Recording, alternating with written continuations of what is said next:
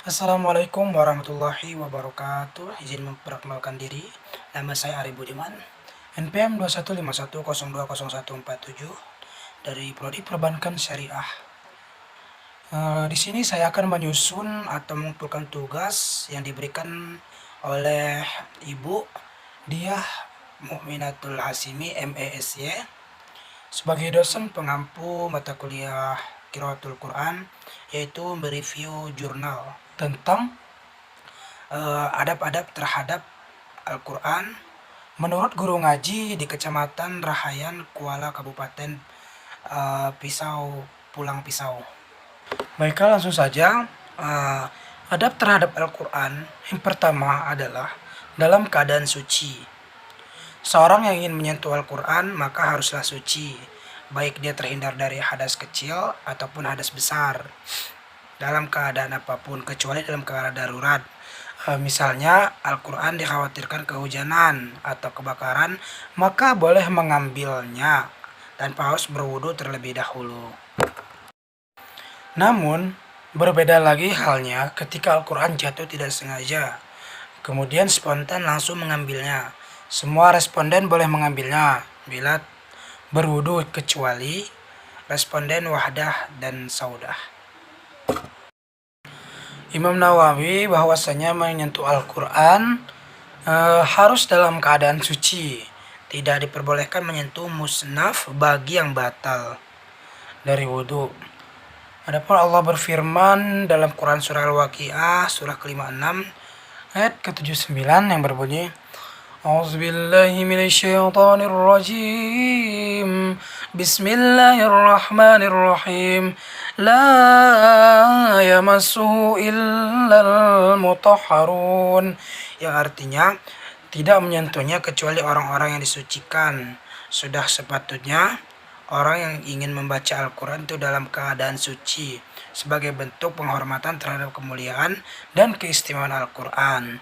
Jadi dalam surah Al-Waqiah ini menjelaskan bahwa jika kita ingin memegang Al-Quran haruslah suci, karena itu sebagai bentuk penghormatan atas kemuliaan dan keistimewaan Al-Quran.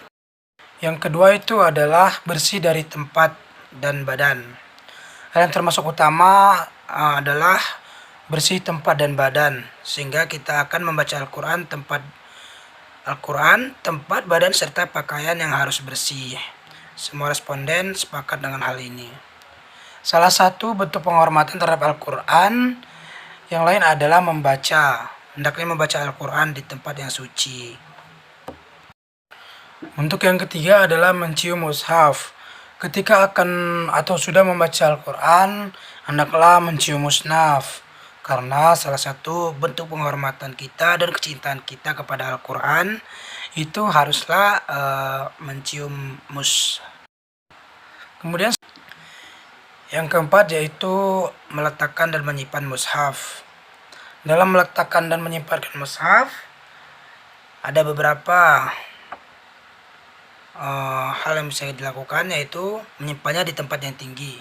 Sebelum atau sesudah membaca Al-Quran, menurut para responden meletakkannya di tempat yang tinggi. Kedua, menyimpan mushaf. Dalam menyimpan Al-Quran, semua responden mengatakan Al-Quran tidak boleh ditindih ataupun benda apapun kecuali Al-Quran itu sendiri. Jadi dalam menyimpan Al-Quran itu tidak boleh ditindih, kecuali ditindih dengan Al-Quran yang lain, itu tidak apa-apa.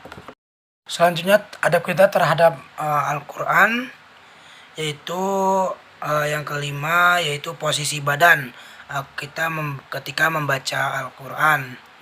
Yang pertama, lutut tidak boleh tinggi dari Al-Quran. Ketika membaca Al-Quran, menurut para responden bahwa tidak boleh lutut lebih tinggi daripada Al-Quran, dan jangan sekali-kali membacanya lutut melebihinya, karena selain hal tersebut juga tidak beradab, juga dianggap tidak menghormati Al-Quran. Jadi dalam posisi kita dalam membaca Al-Quran, lutut kita tidak boleh melebihi batas Al-Quran, karena itu dianggap tidak beradab dan juga dianggap tidak menghormati Al-Quran. Yang kedua adalah posisi kita, dagu tidak boleh masuk ke dalam mushaf. Kemudian dalam hal ini yaitu ketika membaca tidak boleh dagu masuk ke dalam mushaf. Ketiga ada duduk ketika membaca Al-Quran. Selain itu mereka menambahkan posisi ketika membaca Al-Quran yaitu berbagai macam pendapat. Menurut Saudah, Wahdah dan Hasanah boleh duduknya seperti apapun. Selanjutnya yang keempat yaitu menghadap kiblat. Ketika membaca Al-Quran maka dianjurkan menghadap kiblat. Namun boleh menghadap manapun pada saat membacanya. Itu yang sangat dianjurkan. Tapi boleh menghadap mana saja. Yang hanya dianjurkan itu menghadap kiblat. Kemudian yang keenam itu adab terhadap Al-Quran, yaitu membaca doa.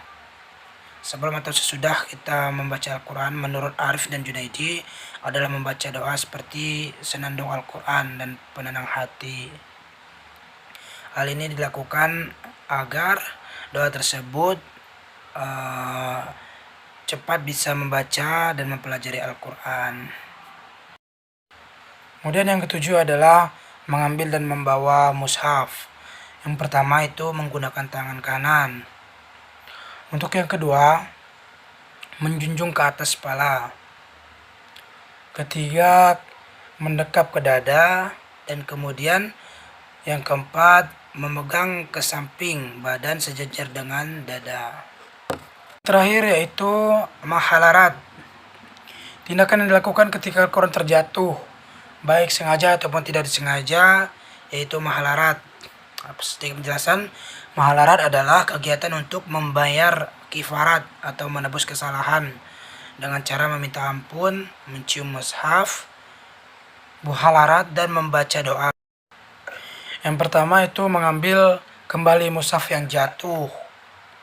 Yang kedua, kita meminta ampun. Yang ketiga, kita mencium mushaf. Keempat, kita mengangkat ke atas kepala. Yang kelima, buhalarat.